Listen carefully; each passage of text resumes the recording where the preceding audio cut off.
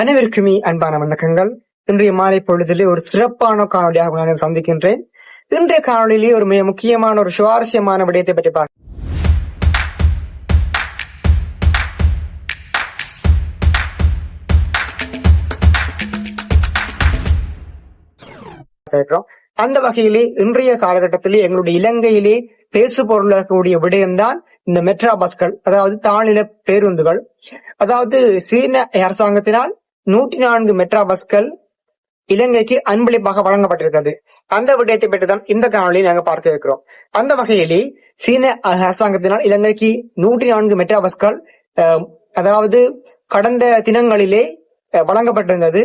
அது மிக சிறப்பான முறையிலே கப்பல்களூடாக இலங்கையினுடைய கொழும்பு துறைமுகத்தை வந்தடைந்து கப்பல்கள் மூலமாக அந்த பஸ்கள் இறக்கு நடவடிக்கைகள் நடைபெற்று பொழுது அது பாவனைக்காக தயார் இருக்கிறது.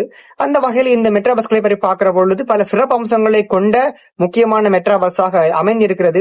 இலங்கையினுடைய பொது போக்குவரத்துறையிலே இனிவரும் காலங்களிலே ஒரு மிகப்பெரிய ஒரு பரந்தளவு மாற்றத்தை ஏற்படுத்தக்கூடிய சக்தியாக இந்த மெட்ரா பஸ்கள் திகழ்கின்றன. காரணம், இந்த மெட்ரா பஸ்களிலே இருக்கக்கூடிய சிறப்பு அம்சங்கள் அவ்வாறு ஒரு மேம்பட்ட சிறப்பு அம்சமாக அமைந்திருக்கிறது.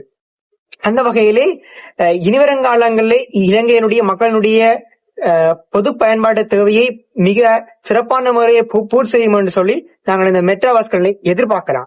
இந்த மெட்ரா பஸ்களிலே 3 சிறப்பான அம்சங்கள் காணப்படுது. அதுக்கு முன்னதாக 104 மெட்ரா பஸ்களிலே முதல் தடவையாக முக்கியமான மெட்ரா பஸ்கள் இலங்கையினுடைய கொழும்பு பகுதிகளுக்குத்தான் வழங்கப்பட இருக்கின்றன. இலங்கையினுடைய கொழும்பு பகுதிகளுக்கு வழங்கப்பட்ட பின்பு ஏனைய பஸ்கள் ஏனைய மாகாணங்களுக்கு, வடகிழக்கு மாகாணங்களுக்கும் வழங்கப்பட்டிருப்பதாகவும் இது முக்கியமான அம்சமாக தெரிவிக்கப்படுகிறது. அது மட்டுமல்லாது இந்த மெட்ரா பஸ்ஸை பார்க்கிற பொழுது 3 முக்கியமான அம்சம் இருக்கிறது.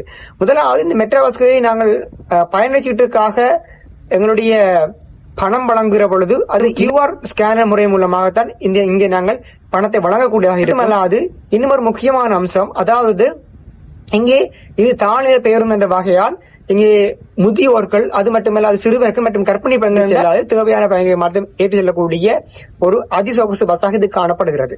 3வது மிக முக்கியமான அம்சம், அதாவது இந்த பஸ்களிலே காணப்படக்கூடிய அந்த முக்கியமான ஒரு கருவி. அந்த கருவி என்ன செய்யும் என்று சொல்லி சொன்னால், இப்போ அதாவது அந்த டிரைவர், அதாவது சாரதியானவர் மது போதையில் இருந்தார் என்றால் அந்த பஸ் ஸ்டார்ட் ஆகாது. மாறாக அந்த சாரதியானவர் அங்கே இருக்கக்கூடிய அந்த கருவியிலே வாய் வைத்து அந்த காற்றை ஊதினால் அது நேரடியாக கட்டுப்பாடு அறைக்கு சென்று அவர் அந்த குறிக்கப்பட்ட வரம்பின் அளவை விட அதிகமான மதுபோவை பாவித்தார் என்றால் உடனடியாக பஸ் ஸ்டார்ட் ஆகாது. அது கட்டுப்பாடு அறைக்கு சென்று உடனடியாக அந்த சாரதி நீக்கப்படுவார். இல்லை, அதாவது குறிப்பிட்ட வரம்பு